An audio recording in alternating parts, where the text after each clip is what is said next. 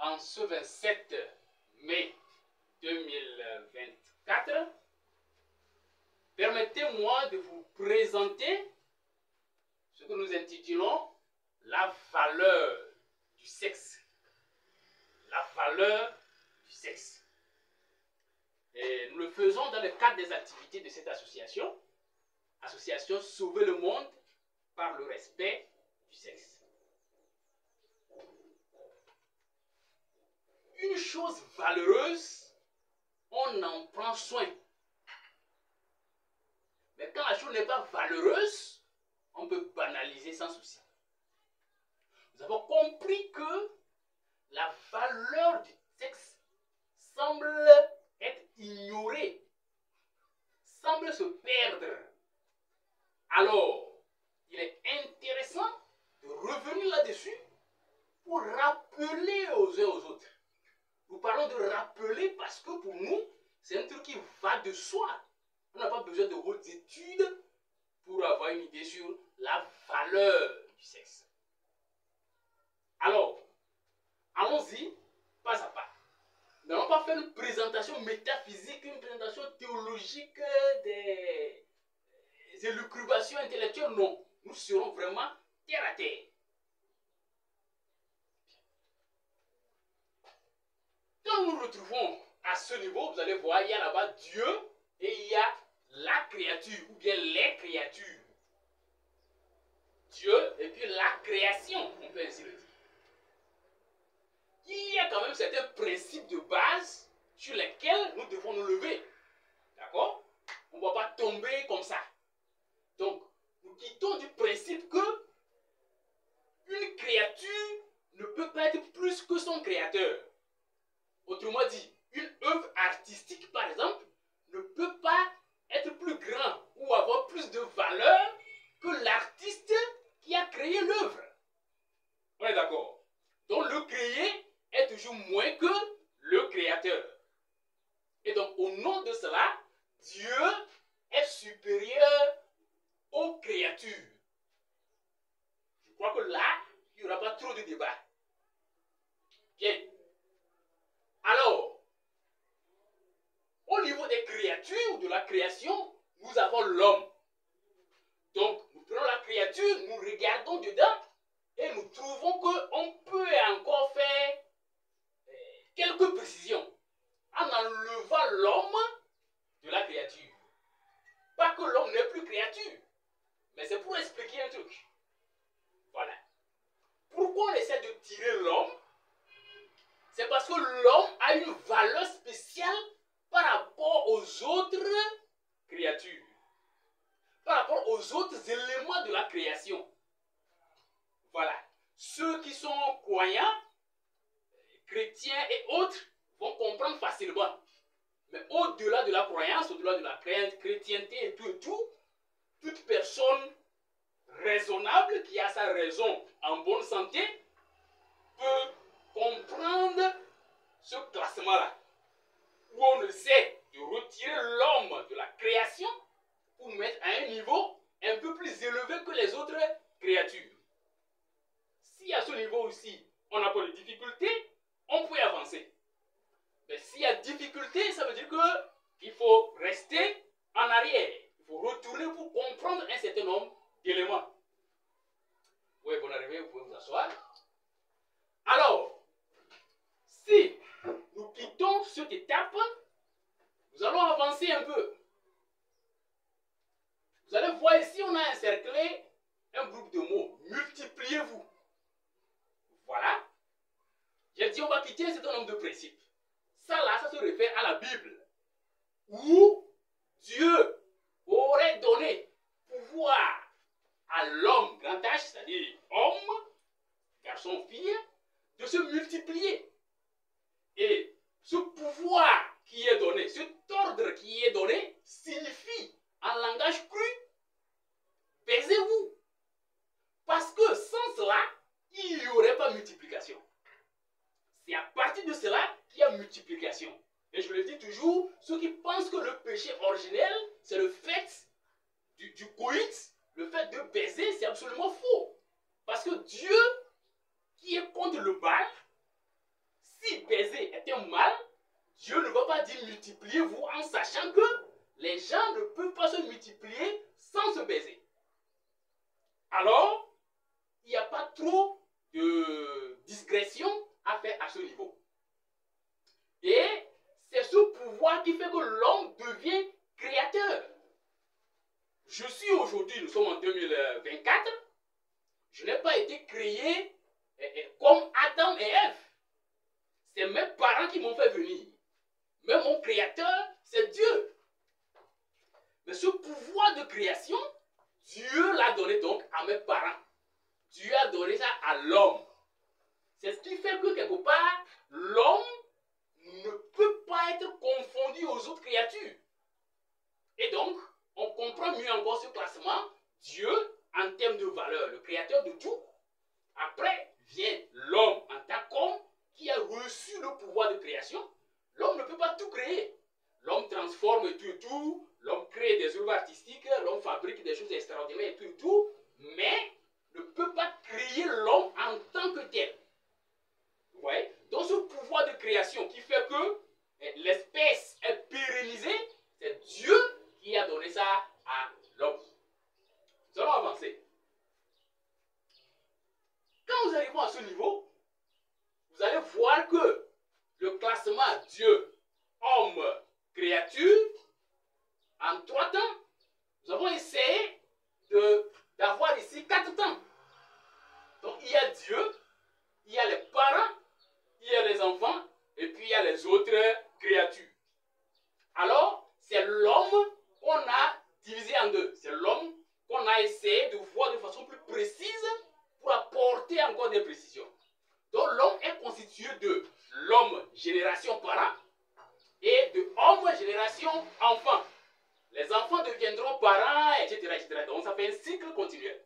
Mais de toute façon, il y a parent numéro 1, d'où viennent enfants. Voilà. Et à ce niveau, quand nous appliquons toujours le principe du fait que la créature ne peut en aucun cas être plus que le créateur. Autrement dit, le créateur est toujours plus que la créature. Nous verrons ici que les parents sont plus que les enfants en termes de valeur.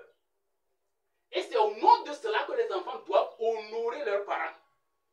Que le parent soit fou, que le parent soit, je ne sais quoi, que le parent soit malade, que le parent soit jeune, que le parent soit adulte, que le parent soit... Il faut que l'enfant respecte le parent. Le parent peut être président, le parent peut être docteur. Pardon, l'enfant, suivez-moi bien. L'enfant peut être président, l'enfant peut être docteur ou je ne sais quoi, ingénieur, tout. Il a obligation de respecter ses parents. Même si les parents aujourd'hui ne sont rien. Parce que leur être est à cause du fait que les parents ont été. Donc c'est les parents qui ont créé l'enfant en quelque sorte, en mettant un guillemot au niveau du mot créer. Donc nous comprenons donc ce classement où Dieu, après les parents, après les enfants qui aussi sont des hommes, et après les autres créatures. Alors, si nous quittons cette étape, nous arrivons ici où nous avons essayé de refaçonner un peu le classement. On a remis ensemble parents et enfants en hommes. Et on a sorti un nouveau élément qui est sexe. Et on met Dieu toujours en première position en termes de valeur. Après, on met sexe. Et ensuite, on met homme. Et vient les autres créatures. Alors, comment est-ce qu'il faut comprendre le remaniement que nous avons fait à ce niveau-là? La question est de voir au niveau de l'homme en tant qu'homme que nous avons essayé de diviser en deux, parents et enfants. Quel est l'élément qui crée l'homme, qui est la chose la plus valeureuse au niveau de la créature dans son ensemble? Alors, est-ce que c'est la raison qui permet aux parents de créer les enfants? Non. Est-ce que c'est les yeux? Non. Est-ce que c'est la bouche? Non. Est-ce que c'est les pieds? Non. Et aujourd'hui, l'intelligence humaine a réussi à fabriquer des choses extraordinaires. On va même jusqu'à faire des fécondations in vitro et tout. En tout cas, le monde a beaucoup évolué avec la science. Mais ce qui permet de créer l'homme, ce qui permet de donner à l'homme la valeur de Dieu et qui amène à soustraire l'homme là du lot créature pour lui mettre à un niveau beaucoup plus élevé, c'est le sexe. C'est grâce au sexe que l'homme crée l'homme. C'est-à-dire que l'homme donne naissance à des enfants. Ces enfants qui pourront devenir des docteurs, des ministres, des présidents, etc. Donc ce n'est pas l'intelligence des parents qui a permis de donner les enfants. Non, c'est leur sexe. Donc s'il faut voir en la personne humaine, en l'homme, ce qu'il y a de plus valeureux, en réalité, c'est son sexe. C'est pour cela qu'après Dieu, nous mettons le sexe, si on se permet de sortir le sexe de l'homme. D'accord? C'est vrai que tout homme porte son sexe. Mais pour des raisons de compréhension, il faudrait scinder avant de remettre ensemble. Nous allons mieux comprendre par la suite. Donc, si le sexe était un truc qu'on pouvait extraire de l'homme, alors, après Dieu, vient le sexe, et c'est le sexe qui crée l'homme. Est-ce que vous voyez? Et ensuite, dans le classement, viennent les autres créatures. Bien. Quand nous quittons ici, nous voyons ce que nous avons vu au départ. Vous voyez que nous revenons pratiquement ici. Ça revient à Dieu, homme et puis créature. Pourquoi? Parce que chaque homme a en lui le sexe. Ça veut dire que nous avons essayé de scinder, nous avons essayé d'extraire le sexe en l'homme pour mieux comprendre la valeur du sexe. Mais chaque homme a ce sexe-là. C'est ce qui fait que après Dieu vient l'homme. Parce que si on met Dieu, sexe, homme, c'est un peu comme si le sexe est une créature ou bien est une chose qu'on peut avoir quelque part en dehors de l'homme. Or, on ne peut pas avoir le sexe en dehors de l'homme. On a scindé ici pour comprendre. Maintenant, étant donné que chaque homme a ça en lui, ça fait que l'homme regagne cette dignité-là. L'homme quitte l'étape numéro 3 pour regagner l'étape numéro 2. Il reste toujours en dessous de Dieu, mais il est au-delà des créatures, il est au-delà de l'homme en tant que venant de lui. Bon, ça, on reviendra pour plus d'explications en tout cas, mais je crois que tout ce parcours permet de voir la valeur du sexe. C'est ça qu'il faut voir à ce niveau. Après Dieu, vient le sexe. Et après le sexe, vient l'homme. Homme-femme. Et après, l'homme maintenant, vient les créatures. Donc, en termes de valeur, voilà comment il faut regarder les choses. Maintenant, la conclusion qui s'impose, c'est quoi? Le sexe égale à Dieu. C'est la conclusion qui s'impose.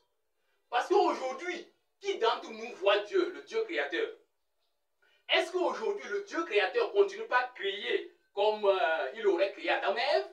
On voit Dieu quelque part qui prend du sable ou du coco pour créer, non? Non, c'est les parents.